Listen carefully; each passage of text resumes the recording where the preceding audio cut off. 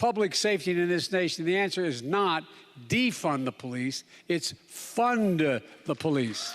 We expect them to do everything. I'm tired of not giving the kind of help they need. Increased trust makes policing more effective. Democrats want you to believe that they are the party of funding the police, not Republicans. Democrats never wanted to defund the police. Nothing to see here. That's President Joe Biden there, making the first of 3 scheduled visits to Pennsylvania over the next 6 days as he tries to rally Democratic voters ahead of the November midterms in what could be the most important battleground state this election season. For more, let's welcome back in the former Pennsylvania Senator and Senior Advisor for the Convention of States. He's also a Newsmax contributor, Senator Rick Santorum. Great to see you. Good morning. Morning, Rob. How are you?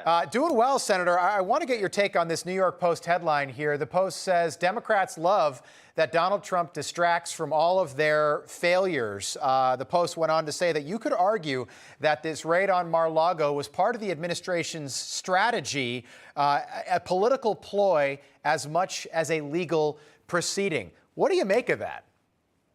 I actually agree with that. I'm not much of a conspiracy theorist, but it just makes too much sense for the Democrats not to try to inject Donald Trump into this election. And we've seen just your previous report about the politicization of the government here, the IRS again, and the DOJ has been one of the more political branches of the Biden administration. Merrick Garland has been an incredible disappointment as the Attorney General. And it wouldn't shock me at all if they made the calculus that raiding Mar-a-Lago would bring Trump back into the center stage and make him the issue in the 2022 election. Right. And one thing, you can argue the pluses and minuses of Donald Trump, but this is a fact.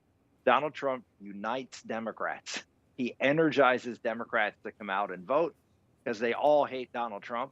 And he does divide the Republican Party. Now, it's a big division his way. I mean, there's a lot more Trump supporters than not, but he does divide the Republican Party. And so when you have a character who's the center of the conversation heading into your 2022 election, who unites the other side and energizes them and divides us, that's a good thing for Democrats. Yeah, I agree. He does to Democrats what Hillary Clinton does to Republicans, I think.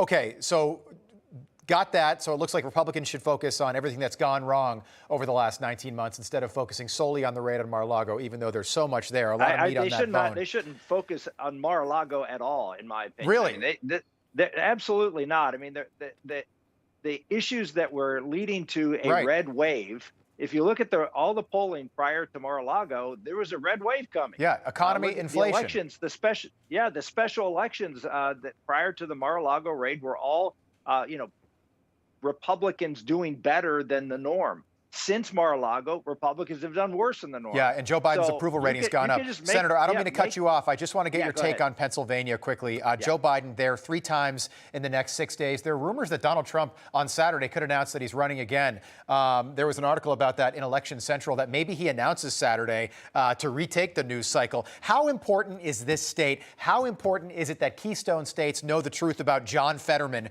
who's running against Dr. Oz there? This has been a real travesty in Pennsylvania. And we have 2 really weak candidates on the Democratic side. And unfortunately, our candidates on the Republican side haven't been a whole lot better to date. We've been badly outspent in Pennsylvania. That is beginning to change. But there's still real opportunity in Pennsylvania.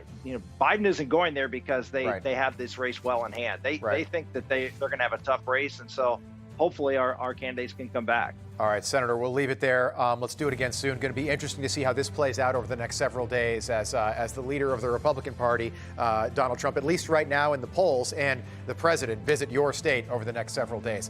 Senator Rick Santorum, thanks so much. We appreciate it.